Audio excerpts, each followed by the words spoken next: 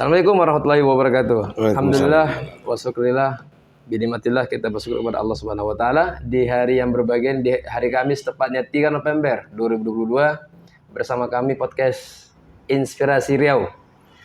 Pada hari ini bersama Ketua Dewan Pimpinan Wilayah Partai Umat, yakni Bapak Fauzi Qadir SHMSI. Assalamualaikum Bang. Waalaikumsalam warahmatullahi wabarakatuh. Baik, itu di sebelah kanan saya, di sebelah sisi saya ada pemerhati sosial yang memang sudah memperhatikan kondisi masyarakat Riau, khususnya di daerah pedalaman. Assalamualaikum warahmatullahi wabarakatuh, Ustaz Ihsan. Waalaikumsalam warahmatullahi. Alhamdulillah, pemirsa kan sekalian, bersama Inspirasi Riau, kita hari ini berkumpul dalam rangka membahas topik-topik keumatan yang memang berkaitan tentang masa depan umat. Alhamdulillah. Sebelumnya mari kita bersalawat kepada baginda Nabi Allah Muhammad SAW. Allahumma shalli ala Muhammad wa ala sayyidina Muhammad. Assalamualaikum ya Rasulullah.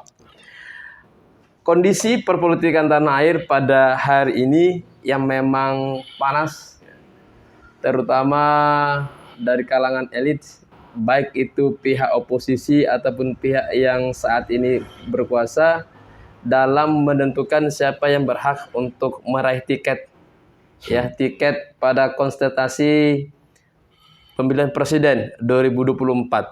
Banyak nama-nama yang muncul yang memang mungkin pemirsa sekarang ini udah pada tahu semua.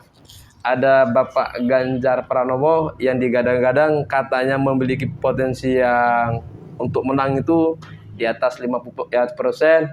Ada Puan Maharani yang memang terahnya itu adalah terah dari Bapak Presiden yaitu Soekarno, digadang-gadang jagoan dari partai PDIP Perjuangan. Ada juga Bapak Ridwan Kamil yang merupakan kandidat dari sekarang ini menjabat sebagai Gubernur Jawa Barat, dan ada juga yang juga lihat tak kalah hebohnya ini, yakni Anies Baswedan yang memang sudah menyelesaikan tugasnya saat menjabat sebagai gubernur di daerah istimewa DKI Jakarta. Semuanya ini punya potensi yang sama, terus punya peluang yang sama, terus punya backing yang mungkin sama-sama kuat.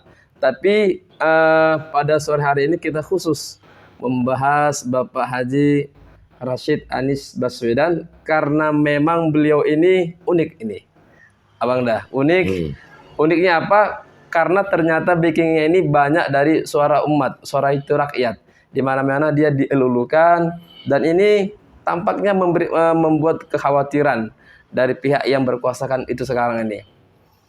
Tema kita pada hari ini itu adalah Anies Baswedan akankah membawakan perubahan. Sengaja kami mengundang Abang Dakan Fauzi Qadir karena kita sama-sama tahu Pak Anies Baswedan ini alumni dari UGM dan Abang Dakan Fauzi Qadir juga dari UGM ya. UGM dan WI. Dan Bapak Jokowi juga katanya dari UGM juga. Belum dibuktikannya. Belum dibuktikannya. Baik. Ini kita bahas tuh sekarang ini.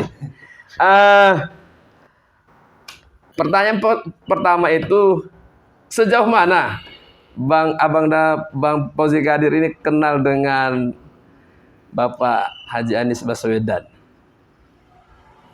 Iya. Assalamualaikum warahmatullahi wabarakatuh. Waalaikumsalam warahmatullahi wabarakatuh. Ya. Alhamdulillahirabbil alamin. Wassalatu wassalamu ala asyrafil anbiya'i wal mursalin wa ala alihi wa sahbihi ajmain. Allahumma shalli ala sayyidina Muhammad wa ala ali sayyidina Muhammad.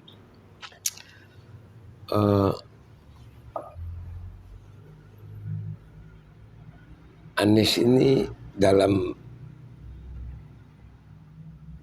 peta soal presiden, calon presiden, dalam sejak Indonesia merdeka sampai sekarang, dia ini termasuk yang paling unik ini.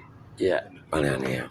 Saya sih tak kenal dekat, tapi kalau datuknya waktu saya jadi pimpinan gerakan mahasiswa di Jogja dulu, hampir 2 hari sekali itu nasihati saya gitu. Datuk dia atau ayah dia? Datuk dia. Bapaknya sih dosen. Dosen dia. Oh begitu. Di WI. Ibu. Ayahnya beliau ya? Iya. Rashid Baswedan itu. Baswedan ya. Kalau Pak Anu kan Rahman Rahman. Rahman, kakek beliau. Kakeknya itu. Kalau itu hampir 2 hari sekali. Kita minum. Banyaklah cerita-cerita historis dan harapan dia terhadap bangsa ini kan. Iya. Ya. Waktu itu saya tak kenal Anies. Belum lagi ya.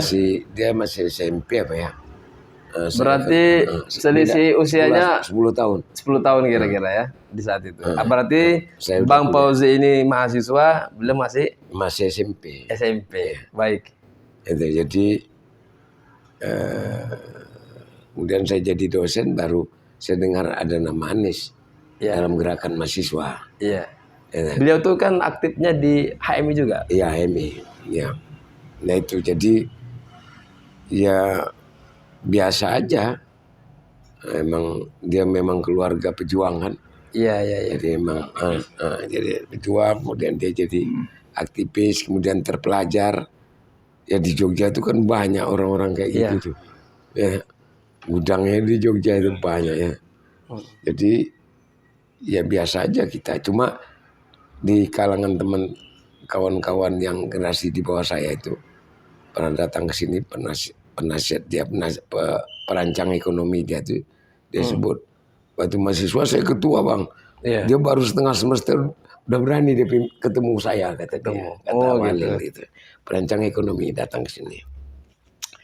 Itu jadi di mana-mana dia selalu mendatangi sesuatu tempat dia bisa bersosialisasi.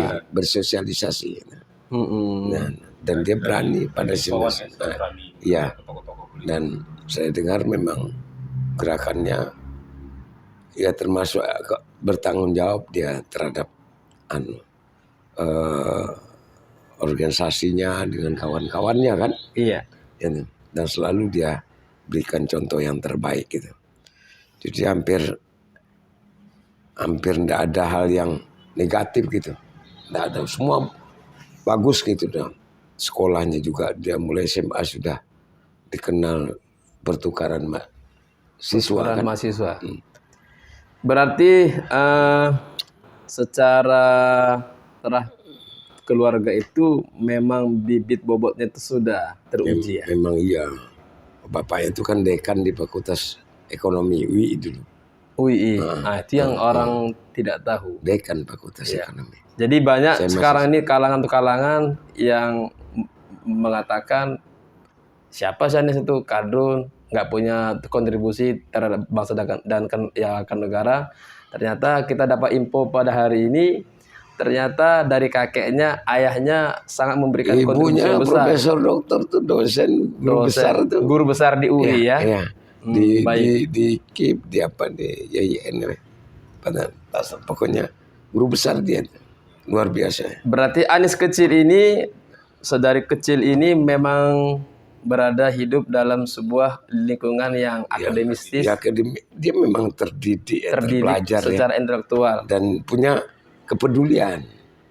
Datuknya aja umur waktu mungkin udah sangat sepuh ya waktu itu. Saya masih mahasiswa tahun 485 tuh selalu memberikan arahan-arahan yang bagus gitu terhadap kawan-kawan. Dan saya termasuk yang disayangnya oleh Datuk Anies tuh. Anies nggak tahu itu. Belum tahu dia mungkin. Saya termasuk dia ya.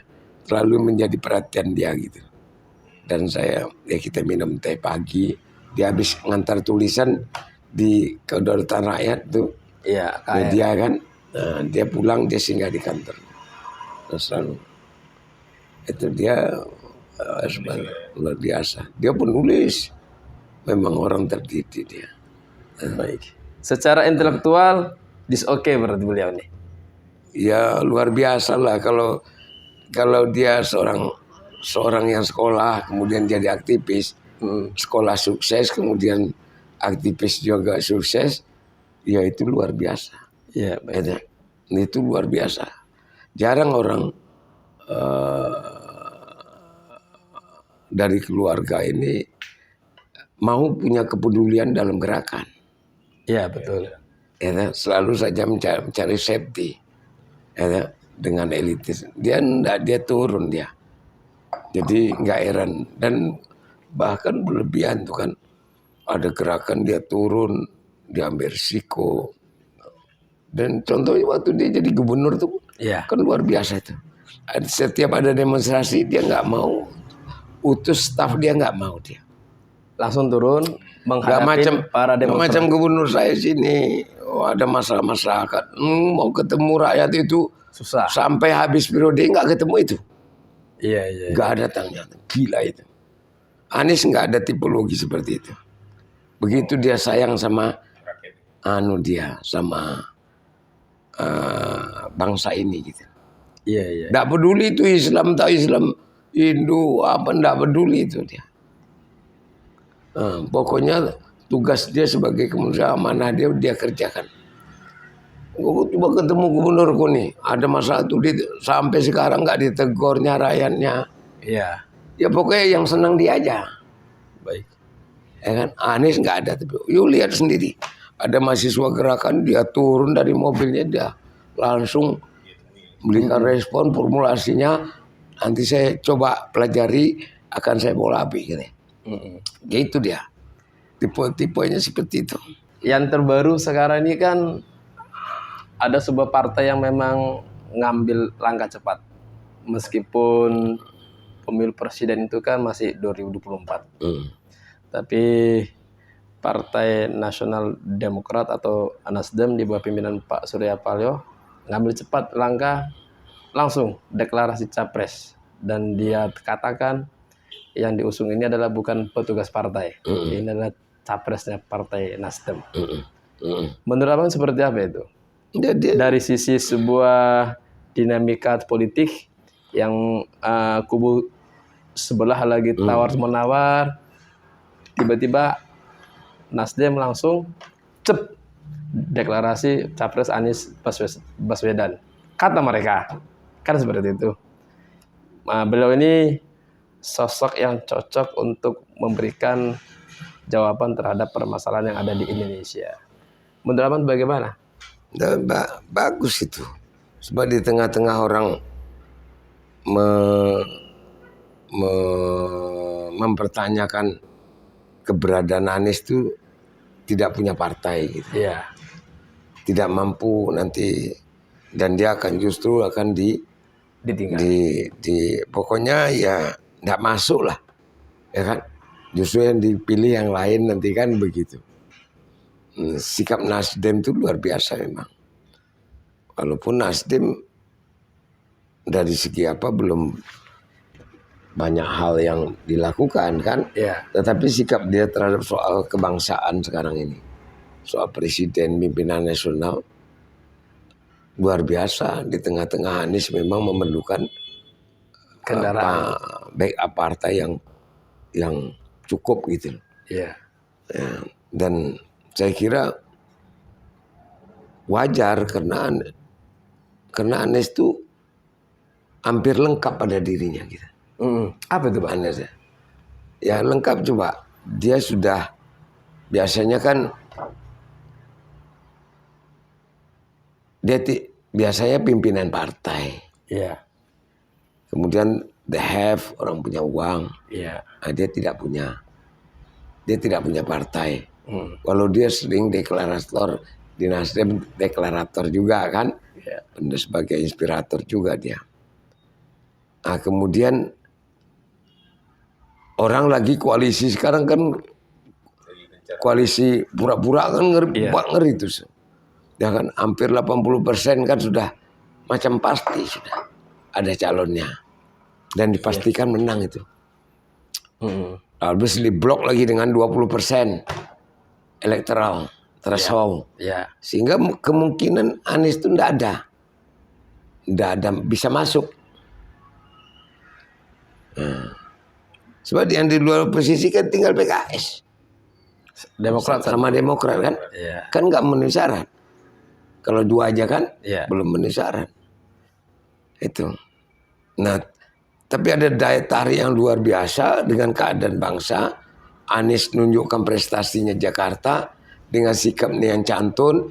Dia punya pemikiran lokal, historisnya bagus.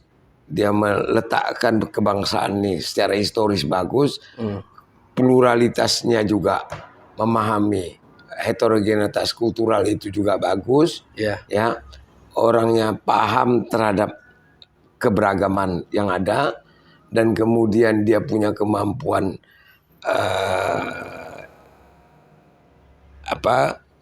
intelektual dia bagus, dan punya karakter pemimpin tapi cendekiawan gitu. Ya, historisnya bagus, dari keluarganya bagus. Jadi hampir lengkap itu. Nah, cuma kan itu yang tidak dipahami. Itu aja masih kurang. Dengan karyanya langsung, ya ditambah dengan karyanya di Jakarta, 5 tahun gitu loh. Jadi bukan sebuah keinginan, tetapi sebuah kenyataan. Baik. Ya kan? Nah, orang kalau mau di report semuanya babak belur semua historisnya. Coba. Babak belur semua itu. Macam kapal pecah itu. Ya kan? Anies di record dari historis. Bagus. Semakin Anies semakin dibenamkan kata orang Melayu, justru dia semakin jadi muncul emasnya. Iya. Gitu. Jadi pemahaman lokal historisnya bagus, kebangsaannya bagus, keagamaan dia sama semua agama. Iya. Semua agama. Walau jati dirinya sebagai Muslim tidak hilang. Justru nampak. Tidak ada orang berani ke penduduk asli Jakarta memihak itu. Kemudian sama Habib Rizik dekat itu, tetapi dia bisa bergaul dengan agama lain. Biasa katanya kalau ada Habib Rizik nanti nggak mau beragama, itu kan rekayasa angan-angan orang itu aja. Tidak ada orang Islam seperti itu. Framingnya kalau dia jadi pemimpin, angan-angan itu Jakarta akan disuriahkan. Ya. Begitu. Ada. Kiranya kita siapa?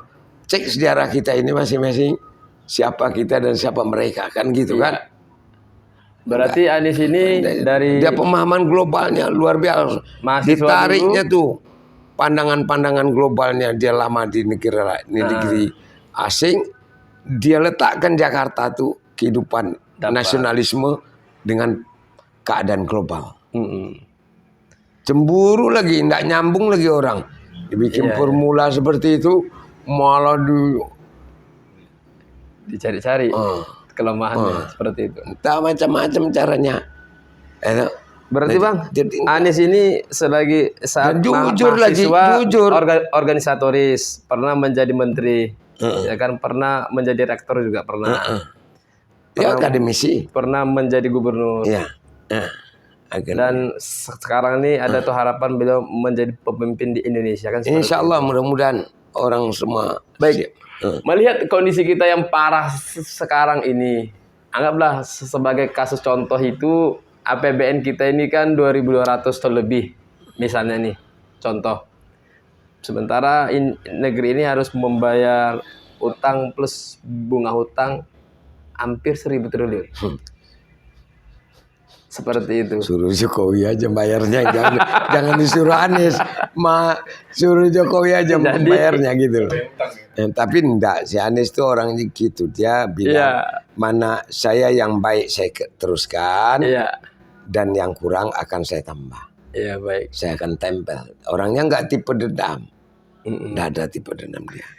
Orang-orang itu aja kebiasaan hidupnya dikiranya kita sama dia. Pola pikirnya sama. Ya kita seolah-olah kita dendam, macam mana dia dendam. Kita ini bukan makhluk iblis, ya kan? Beda dengan orang beriman. Orang beriman kita ini tidak ada dendam-dendam, ya kan? Dosa kita itu. Anies tidak ada tipe seperti itu. Terakhir, ini sudah menunjukkan zaman yang kurang. Jelas dia punya kemampuan akademisnya. Dia juga pernah kuliah ekonomi. Dia punya kemampuan ilmu public policy-nya. Maka itu bagus cara dia ngambil public policy. Datanya sangat akurat. Jarang lo pemimpin punya data akurat. Data. Kalau dia ada satu desa tuh, peristiwa satu kampung, apal dia tuh semua kepala desa itu. Datanya berapa itu, ini akan terjadi. Tahu dia. Sampai ukuran debit air itu pun dia. Begitu dia ingin tanggung jawab. Dia ingin menunjukkan bahwa ini loh, kita itu risiko jadi pemimpin tuh. Bukan nampilkan yang gaya sombong, nampak dia pengabdi gitu. Betul. Siapa kira-kira yang cocok mendampingi beliau? Sebetulnya kalau nggak demokrasi kita bisa milih yang paling bagus. Iya. Tapi karena nggak pakai demokrasi ini, mau nggak mau, nggak jelas jadinya kan. Nggak bisa milih kita yang maksimal bagus. Jadi demokrasi ini bikin kacau. Oh, iyalah. Kenapa? Orang nggak tahu apa-apa disuruh milih. Iya betul. Bisa aku berikan itu dukungan, tapi ya dariku ini orang nggak tahu apa disuruh milih. Profesor sama orang yang di penjara itu sama-sama satu suaranya. Suaranya sama. Nggak adil dia situ. Nah itu, ya kan? Nah itu jadi lah saya kan dari Riau kemarin tuh usulkan dari Partai Umat ya ambil aja warga Nahdien kan, ya kan gitu. Nahdien kira-kira siapa tuh Bang? Kemarin ada Kopipa, yang kelas-kelasnya kan dia bagus tuh. Gubernur dia, ya kan. Janganlah Menteri Agama sekarang tuh kacau. Nanti jelas lagi kita itu kan, entah itu agama pendatang, entah apa-apa diomong dia. Dia tuh macam orang nggak nyambung, nggak punya kerjaan. Kan nggak jelas deh. Jangan pula lah. Nah, sebetulnya. Baik, pertanyaan terakhir sesuai tema kita ini. Memang ini harus kita gantung. Anies Baswedan akankah membawa perubahan untuk Indonesia? Kalau dia konsisten seperti apa yang dilakukannya, dapat. Jadi bisa lakukan dengan catatan kawan-kawannya harus kita bantu. Timnya harus ini ya. Iya. Dia tidak bisa kerja sendiri memang. Ya. Tapi kemampuan dia masih muda, ya. Artinya umur 50 itu kan pas sekali. Iya. Umur 50 itu pas sekali. Pas masih energi, masih power 80% nih. Iya. Ya, kemampuan intelektualnya ada. Nah, dia sudah tunjukkan kerja dia. Dia coba membangun nasionalisme dengan persatuan itu kan. Dia tunjukkan persatuan itu bisa muncul karena keadilan. Gitu. Persatuan itu bukan dipaksa, tapi sebuah kenyataan yang secara tulus diterima karena berkeadilan. Iya. Itu yang dibangun Anies dengan gaya kepemimpinan santunnya kan. Yang sekarang ini. Ya, itu. Jadi saya semua potensi ada pada dia, ya. Tapi dia dibebankan oleh sejarah, itu harus dia terima memang. Ya kan. Sebab lahirnya pemimpin bagus karena sebelumnya tidak bagus. Kondisi ya kan? Yang ada sekarang ini ya itu. Betul. Kalau pemimpin bagus gitu, nah itu senang nggak senang kita harus membalikkan lagi. Banyak kesalahan polisi kita, polisi kebijakan aset kita dikasih semua, sehingga kita jadi macam kita ini tinggal di Indonesia macam tenaga luar negeri yang numpang kerja di Indonesia. Nggak pasti besok pagi itu, nggak pasti besok paginya. Apa dikeluarkan dari Indonesia itu tidak gitu. Itulah kondisi kita yang ada sekarang ini. Baik, mungkin cukup itu pemirsa Inspirasi Riau bersama saya Edi Sabara Manik undur diri dulu. Maka kita dapat simpulkan harapan itu ternyata masih ada. Sangat besar. Sangat besar. Jadi sekali. Kepada dari yang ada sekarang, saudara-saudaraku yang ada di negeri ini, wabil khusus yang ada di Indonesia, mari kita sama-sama optimis untuk memperbaiki negeri ini. Anies Baswedan akankah membawa perubahan? Itu jawabannya ada pada diri Anda itu sendiri. Wabillahi taufiq wal hidayah. Wassalamualaikum warahmatullahi wabarakatuh. Waalaikumsalam warahmatullahi wabarakatuh.